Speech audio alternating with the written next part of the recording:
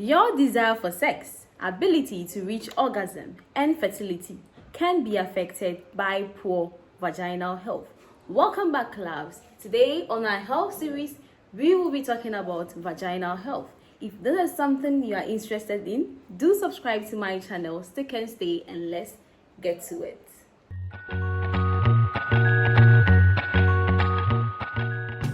Vaginal health is an important part of a woman's overall health.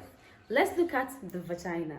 The vagina is a muscular canal that extends from the vulva to the cervix, as you can see in the image here. And oh, I'm not doing this alone.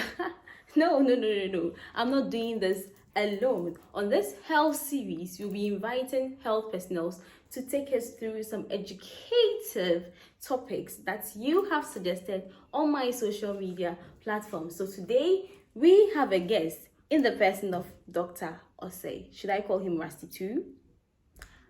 Dr. Osei. Welcome, Dr. Osei, and thanks for accepting my invite. Thank you to Ms. JEEN.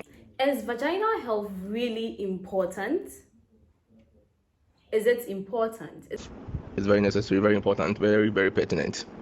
Vagina is a very delicate, very weird organ that needs to be kept very clean. Blood passes through that as menstrual flow. The same area, that's where urine passes. The same area is where penis passes during sexual intercourse. The same area is where babies pass as a canal during childbirth. So it's a passageway for many entities that needs to be kept clean. Wow. So how can one then keep the vagina healthy or free from infections? It's very, very difficult to keep the vagina free from infections. Even your face that is not hidden, can be infected for various reasons. So the vagina is actually a canal. You understand? It's hidden. Your perineum in between the thighs.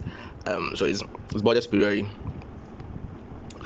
by, let's say, the cervix, anteriorly by the mons pubis, and laterally by the thighs and all that. It really needs to be kept clean. I want to use the hygienic to free from infections. It has its own way, natural mechanism of dealing with infections, as its normal flora and all that. The pH level that helps manage infections over there.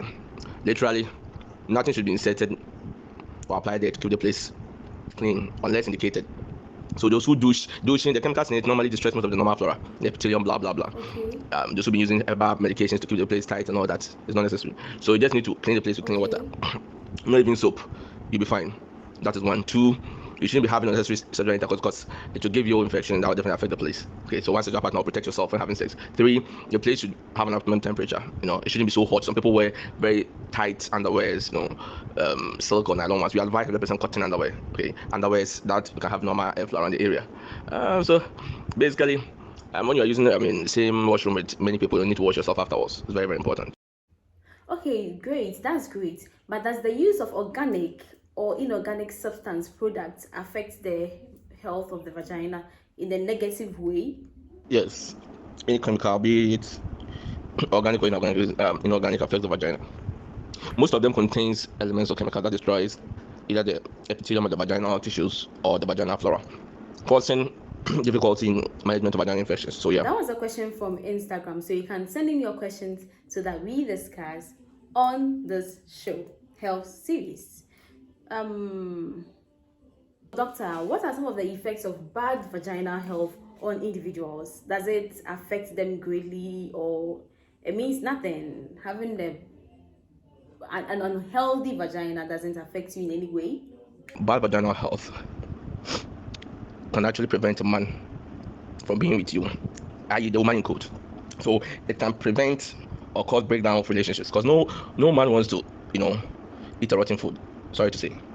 That is one. Two, the infections can be so bad, causing day in and out vaginal discharges, making the individual very uncomfortable. Three, it can cause day in and out pain during menses, at times not even during menses.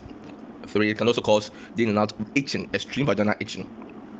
Again, these infections can ascend to other organs in the female reproductive system, like the uterus, causing endometriosis, inflammation of the uterus.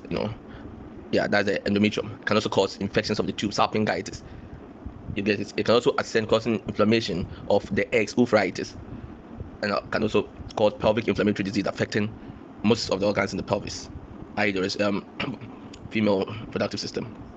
It can, when that happens, especially causing salpingitis, there's inflammation of the fallopian tubes, and when they resolve or the back and forth, because most of them they undergo self-medication.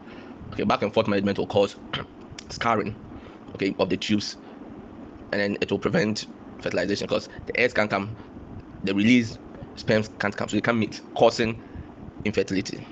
So we know that sexually transmitted infections, sexual problems, vaginitis as common problems associated with vaginal poor or bad vaginal health. So could you take us through vaginitis briefly? Anything about vaginitis, even though today is just an intro of our series, just something small. So when we say vaginitis, any means by which the vagina, could be inflamed or could be infected, by microorganisms. Okay, let's take it one by one. So when it comes to classification of vaginal discharges, we have the physiological and pathological discharges. Some are very physiological, that means it's normal. That's how God created it. Some because of other conditions. So for the pathological, which is as a result of conditions, could be infectious and non-infectious. Okay, the physiological ones are the normal vaginal discharges.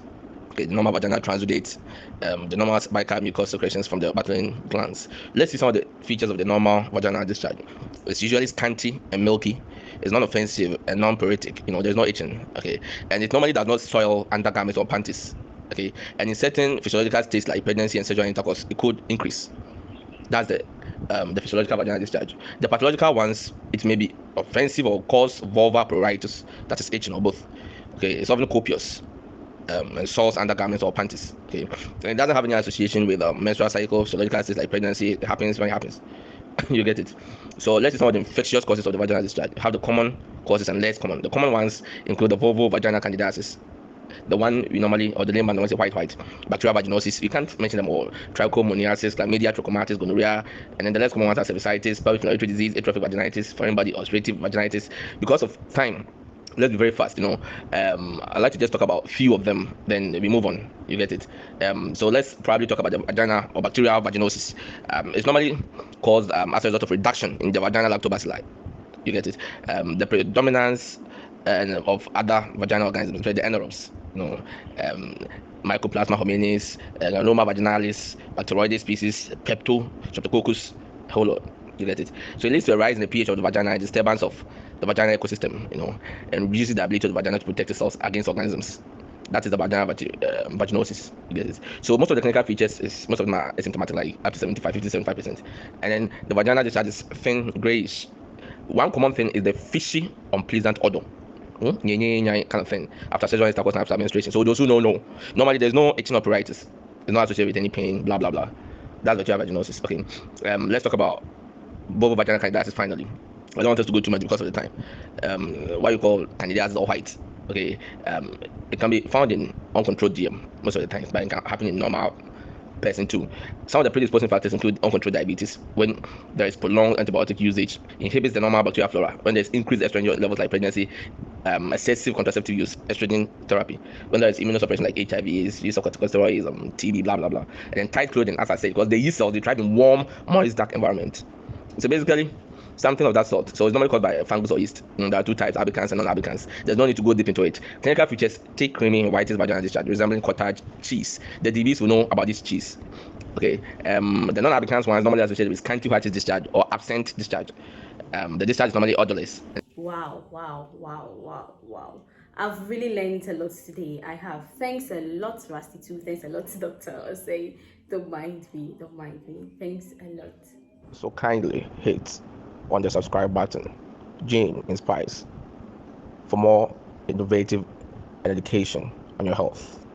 Alright loves, thanks for watching this video. Please do subscribe, comment about what you want us to talk about next, and do like, share.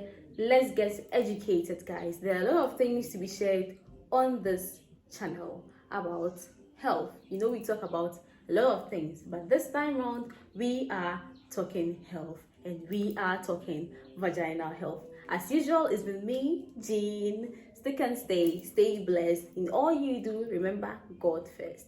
Bye.